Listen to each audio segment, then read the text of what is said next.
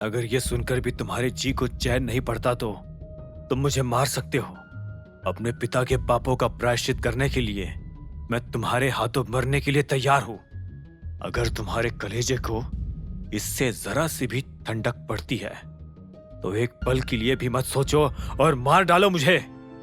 इतना कहते ही मोंटी की आंखों से आंसू गिरने लगे। वो रोते हुए बोला, मैं उफ तक नहीं करूंगा, खुशी खुशी मरूंगा। मैं टाइगर का आदमी हूं और टाइगर के हाथों मारे जाना अपनी शान समझूंगा।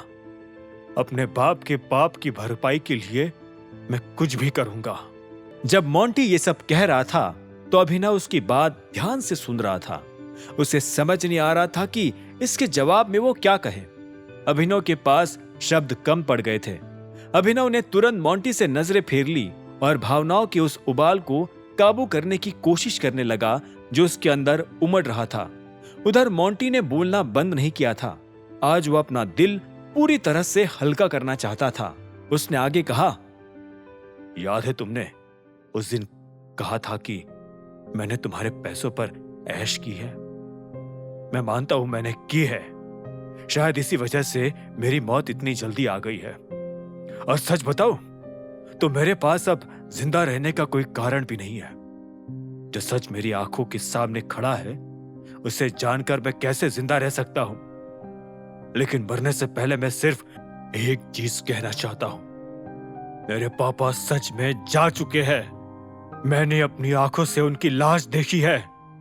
अपनी उंगलियों से उनके ठंडे बदन को छुआ है। भले ही एक्सीडेंट में वो इतना जल गए थे कि उन्हें पहचान पाना मुश्किल था, फिर भी मैं जानता था कि वो मेरे पापा ही है। अभिनव ने एक गहरी सांस ली और चिढ़ते हुए अपने चेहरे को जोर से मलने लगा। हो सकता था कि मोंटी सही कह रहा हो सकता था कि अभिनव ने किसी गलत आदमी को देखा हो। राणा के जिंदा रह जाने का अभिनव के पास कोई पुख्ता कारण नहीं था। अभिनव ने फिर से मोंटी को देखा। वो अभी भी अपने घुटनों पर बैठा हुआ था। अभिनव कारण तो नहीं जानता था, लेकिन उसका दिल कह रहा था कि उसे मोंटी पर विश्वास करना चाहिए, जैसे उसने लक्ष्य पर किया, यह जानते हुए कि लक्ष्य जासूस हो सकता है। अभिनव को अपने अंदर की आवाज को आज भी उसी तरह से सुनना चाहिए था जिस तरह से वो हर बार सुना करता था। उठो, अभिनव ने धीरे से कहा। मोंटी उसका कहा मानकर एक ही बार में उठ गया। उसने धीरे से पूछा, तुम मेरे साथ क्या करने वाले हो? वो लगातार अभिनव की आंखों में देख रहा था। अभिनव ने एक गहरी सांस ली और कहा, मैं बड़ा होने के नाते तुम्हारी जगह नहीं लेने वाला हूं, लेकिन इसका यह मतलब भी नहीं कि मुझे तुम्हारे ऊपर पूरी तरह से भरोसा हो गया है।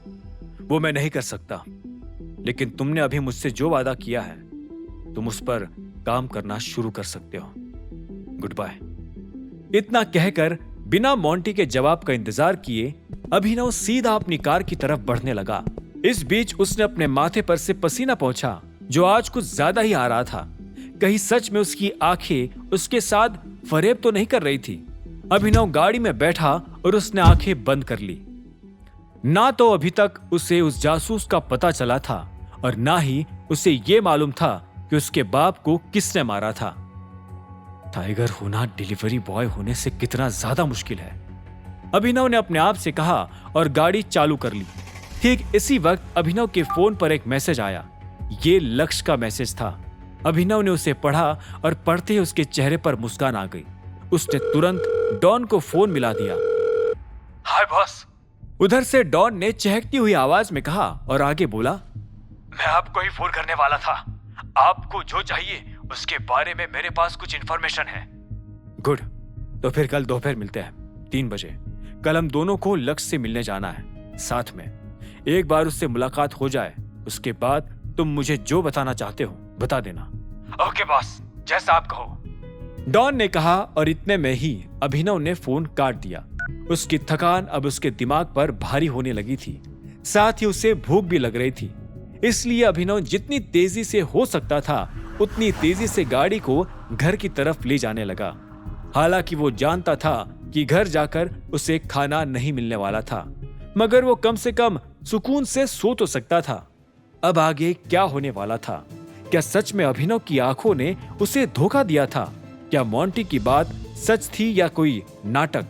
आखिर कहा था राणा अग्निहोत्री, इस लोक में या परलोक में? इन सभी सवालों के जवाब जानने के लिए सुनते रहिए आगे की कहानी जानने के लिए देखें अगला एपिसोड सिर्फ पॉकेट एफएम के यूट्यूब चैनल पर, और द रिटर्न ऑफ टाइगर के सारे एपिसोड्स को सुनने के लिए डिस्क्रिप्शन में दी लिंक से डाउनलोड करें पॉकेट एफएम ऐप।